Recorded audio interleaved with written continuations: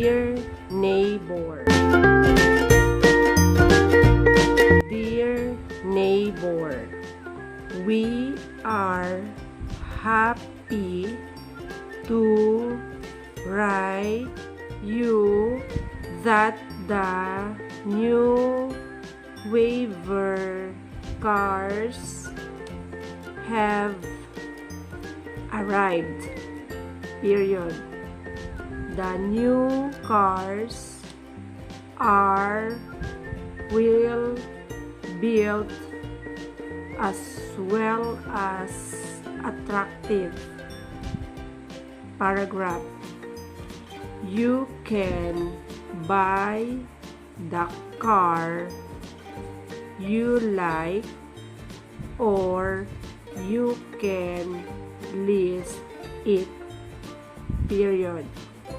If you buy it, we will help you finance it.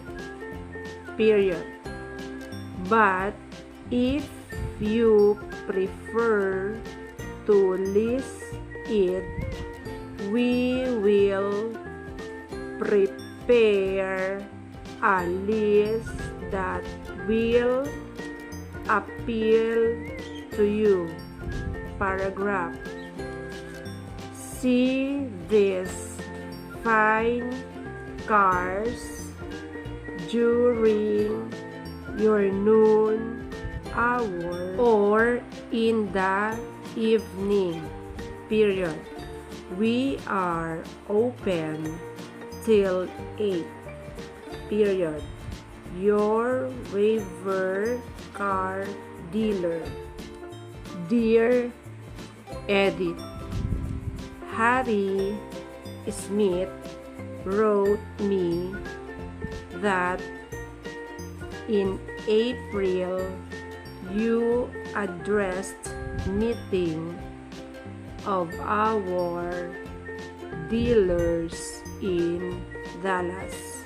Period. He said that you spoke with the help of notes, but that you spoke like veteran. Paragraph. I am indeed happy that you did so well. Period. I plan to ask you to address the new members of our sales staff the last week of May. Period. Are you free the last week of May? Question mark. J.C. Farmer. This is lesson 5, number 11. Mrs. Sweet, during the first week of April, Mr.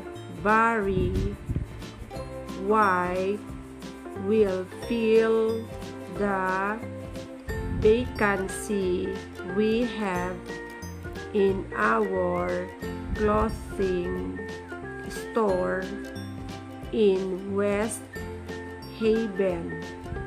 Period.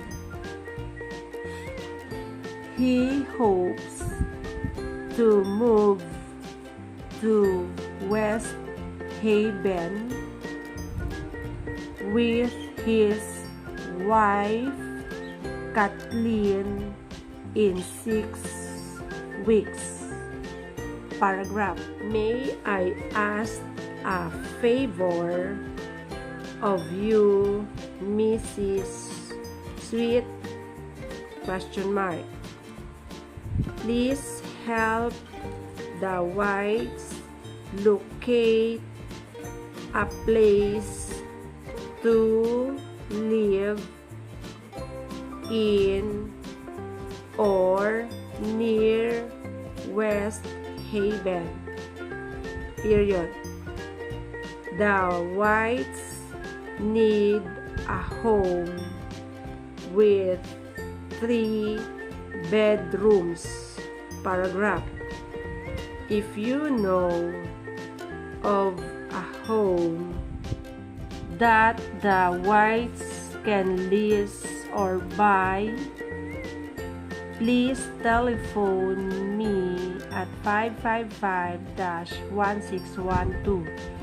Paragraph.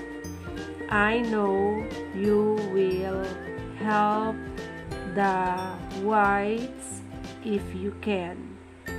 Period. Beth Harvey. Lesson 5, number 12. Dear Ted, as you may know, my clerk Bill Smith will celebrate his 20th birthday the last week of May. Period. We plan to give Bill a pair of theater tickets. This is over it. As a surprise, but we need a little help that I have feeling you can supply. Period. We do not know the place that Bill has seen. Period. I know that with your tact, you can get me a list of 4 or 5 places that Bill has not seen. Paragraph. I know you will help me surprise Bill. Period. Beth Willis.